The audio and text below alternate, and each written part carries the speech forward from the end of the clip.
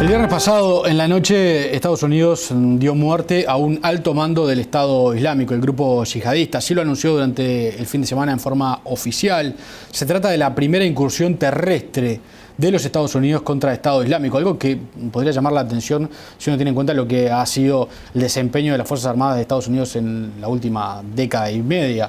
Pero notoriamente ha cambiado en Washington la política y hasta ahora solo había atacado de forma aérea a Estado Islámico, pero en este caso se identificó obviamente a un blanco particularmente importante. ¿Quién era este hombre? Bueno, se entiende que era un hombre de la cúpula de Estado Islámico y además era quien tenía los contactos para la venta de petróleo y gas.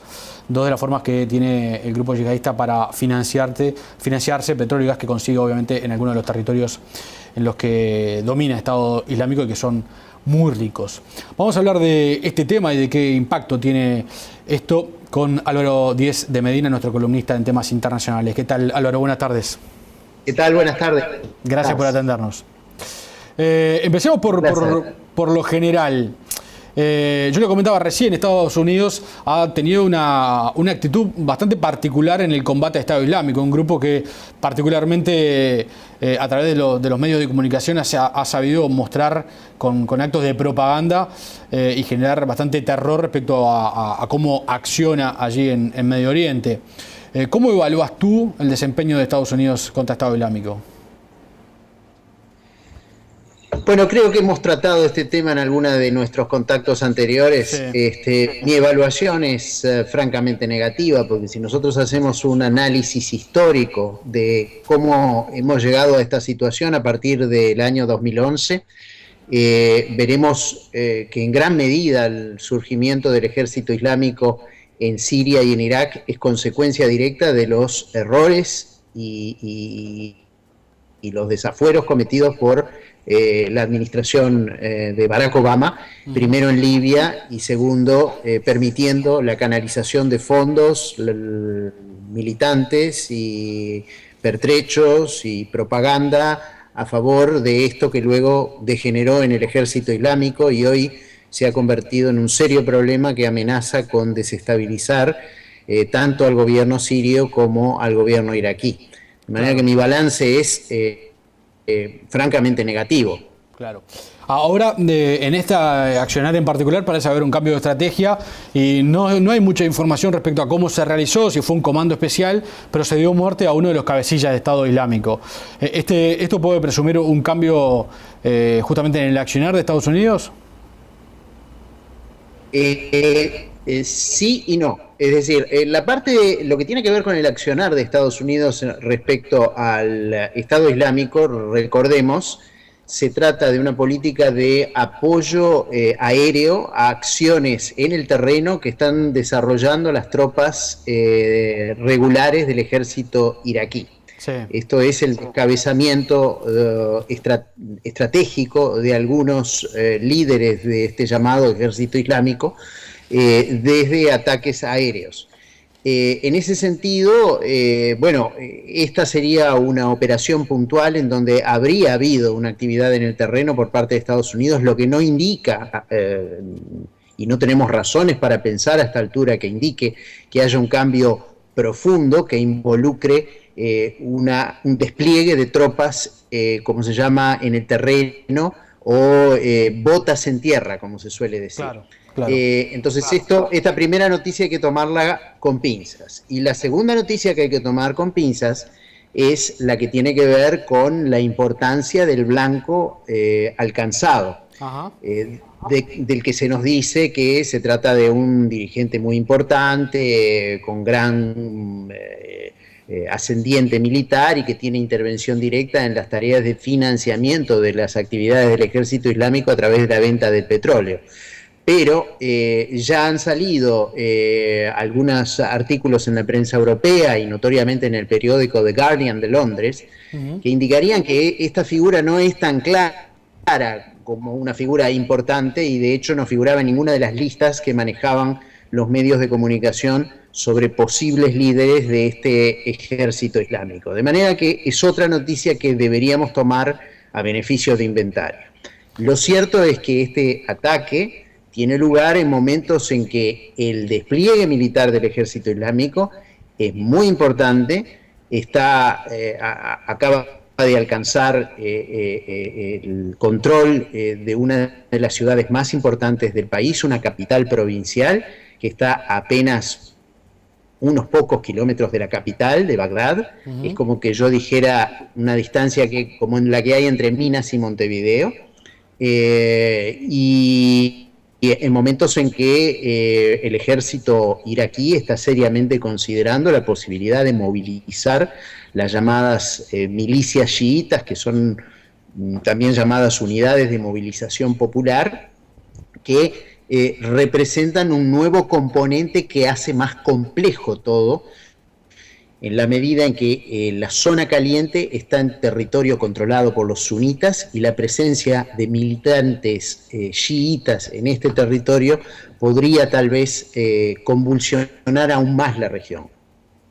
Que sí, que el Estado Islámico está en una etapa de expansión, lejos de retraerse. Absolutamente, es decir, el Estado Islámico,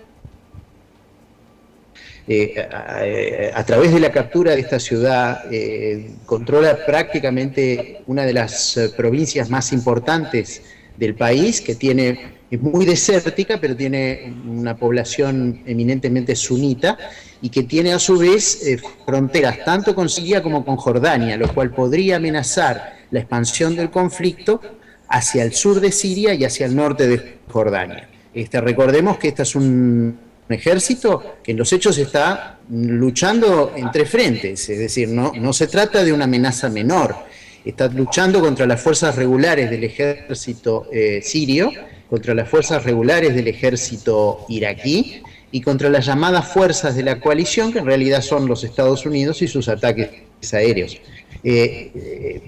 Representa realmente una amenaza considerable, está en etapa de expansión. También es cierto que es una expansión que se produce a expensas del ejército regular iraquí, que no le hace frente, de manera que también en las oportunidades en las que el ejército islámico es resistido por tropas efectivamente armadas, pertrechadas y bien conducidas, generalmente se detiene el avance. Pero lo cierto es que no hay en este momento, salvo por las milicias chiitas que controla el gobierno iraquí con apoyo logístico de Irán, no hay una fuerza militar organizada que esté conteniendo el avance del ejército islámico. Claro. Álvaro, te saco del tema puntual para irnos a la política de Estados Unidos. Está comenzando la campaña electoral en aquel país, un proceso que es bastante largo porque hay primarias previamente, pero ¿cómo puede pesar esta política exterior y en particular la política de guerra de Estados Unidos en esas elecciones del año próximo? No, va a pesar, va a tener un rol muy importante y va a tener un rol muy negativo, porque generalmente las cuestiones internacionales son muy mal entendidas tanto por el comentariado como por la opinión pública de los Estados Unidos, y son muy mal utilizadas por los políticos que muchas veces emplean los asuntos internacionales con gran falta de responsabilidad. ¿Y a qué me refiero con esto? A que muy probablemente la derecha republicana en los Estados Unidos utilice este conflicto como una forma de atacar a la administración que tiene por responsable, pero no por las cosas que realmente la administración Obama ha hecho en este caso, sino por las que no hizo, como es, por ejemplo, la de bombardeos masivos para un senador de un estado en los Estados Unidos de la derecha republicana. Este es un problema que se resuelve bombardeando, como si en alguna ocasión se hubieran resuelto de esa manera. Y eso, a mi juicio, lo único que va a hacer es exacerbar las tensiones en este tema.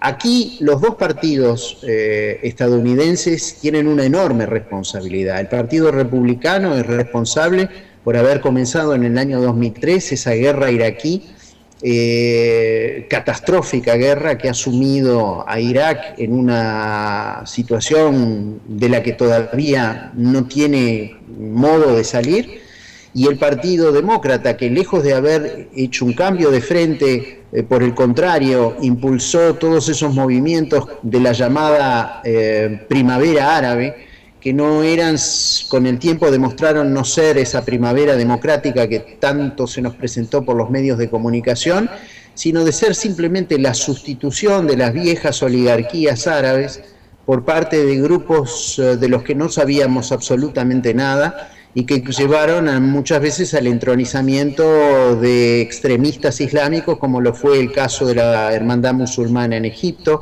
como lo fue el caso de las personas que tomaron control del gobierno en Libia antes de que Libia se convirtiera en un estado fallido, o el movimiento alimentado por Washington para intentar derrocar al régimen de Hafez al-Assad, de su hijo, en realidad Bashar al-Assad en Siria, sin medir las consecuencias de lo que la caída de ese régimen podría significar en términos de abrirle la puerta a este Estado Islámico, que es una amenaza totalmente distinta de las representadas por los grupos extremistas islámicos en el pasado.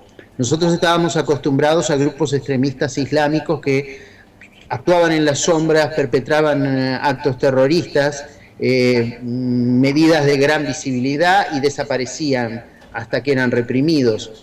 El Estado Islámico es una amenaza distinta, pretende crear un califato, establecer un Estado, tiene políticas sociales, políticas comunicacionales y se basa en un fuerte ejercicio del terror, tanto para atemorizar a los enemigos como para disciplinar a las poblaciones que controla.